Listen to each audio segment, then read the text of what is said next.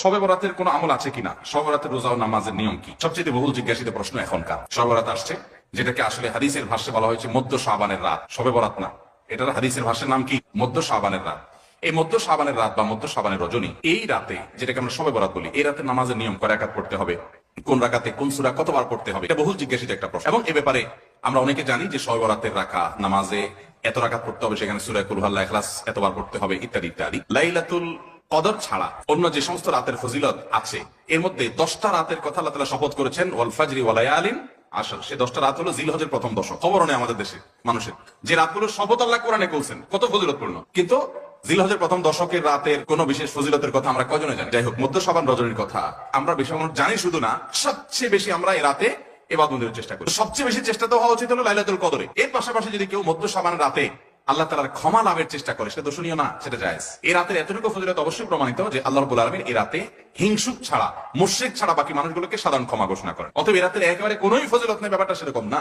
বিভিন্ন হাদিসের আলোকে এইটুকু অন্তত সাব্যস্ত হয় যে আল্লাহ তাআলা হিংসুক এবং আপনার মুশরিক ছাড়া, মানুষ পিছিয়ে লাগে শত্রুতা, এই মানুষরা বাকি মানুষ থেকে মাফ করে। তাহলে মধ্য শাবানের রাত বা যেটাকে শবে বরাত বলছি আমরা, এই রাতে মূল আমলই হলো, এটাকে কেন্দ্র করে মূল আমলই হলো নিজেকে শিরক এবং হিংসা থেকে পরিচ্ছন্ন করা, সাধারণ ক্ষমার উপযুক্ত করা। এটা হলো মূল আমল। বাস, এর বাইরে আপনি ক্ষমা লাভের জন্য যদি চেষ্টা করেন, সেটা কোনো দর্শনীয় বিষয় নয়। তবে এই রাতকে কেন্দ্র করে বিশেষ ফরম্যাটে নামাজ, রাত জেগে, তারপর বিশেষ ফরম্যাটে ইবাদত, এই সূরা এতবার, এই নামাজ এত রাকাত, এরকম কোনো কথা কোরআন হাদিসে বর্ণিত হয়নি। এগুলো আমরা মন গড়া বানিয়ে নিয়েছি।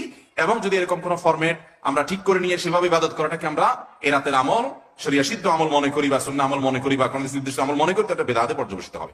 অতএব বাড়াবাড়ি এবং ছড়াছাড়ি এই দুইটা আমাদেরকে পরিহার করতে হবে। যতটুকু আছে ততটুকু আমরা আমল করব এবং এসে আমল অনুযায়ী আমরা চলার চেষ্টা করবো। শবে বরাতে সবচেয়ে বেশি মানুষ মসজিদে কেন ভিড় জমায় বলেন তো?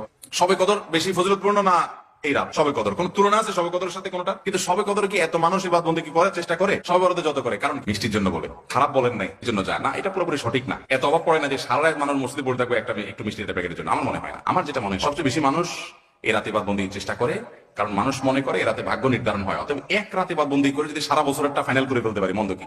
এই হলো মূল কাহিনী। আল্লাহ তাআলা আমাদেরকে বিশুদ্ধ পদ্ধতিতে ইবাদত বন্দেগী করার তৌফিক দান করুন। তাহলে ভাইরা আমার, মধ্য শাবানের রজনীতে আমরা আল্লাহ তাআলার কাছে ক্ষমার উপযুক্ত হওয়ার জন্য, হিংসা শিরক থেকে মুক্ত হওয়ার চেষ্টা করব, ক্ষমা পাওয়ার জন্য প্রচেষ্টা আমাদের থাকবে। কিন্তু ওই যে বেদাতি পন্থা, বিশেষ ফরমে ঠিক করে ইবাদত, নামাজ, হালুয়া রুটি খায় মানুষ। হালুয়া রুটি কেন খায়? সারা দেশে অনেক জায়গায় এখনো এটা হালুয়া রুটি ওই দিন বানাবে মানুষ। হালুয়া রুটিটা কেন হয় বলেন তো? বলে যে নবী সাল্লাল্লাহু আলাইহি ওয়াসাল্লাম উহুদের যুদ্ধে তার দন্দান মুবারক শহীদ হয়েছে, এই জন্য উনি শক্ত খানা খাইতে পারতেন না, হালুয়া খাইতেন, এই জন্য আমরা হালুয়া খাই। আরে ভাই, নবী সাল্লাল্লাহু আলাইহি ওয়াসাল্লামের দাঁত ভাঙছে প্রথম কথা, ওটা শাবান মাসে ঘটেই না, এটা পড়ছে আরেক মাসে। আচ্ছা, তারপরে যদি ধরে নেই এই মাসেই হয়েছে, তো ওনার দাঁত ভাঙছে মুশরিকদের আঘাতে, তাই না? আল্লাহ দুশমনদের আঘাতে। তো কাফেরদের আঘাতে, দাঁত ভাঙাতে উনি হালুয়া খাইছে বলতেছেন, যদি এর কোনো ভিত্তি নেই, বোগাস কথা। তো আপনি ভালো দাঁত নিয়ে হালুয়া খাচ্ছেন কোন শরমে?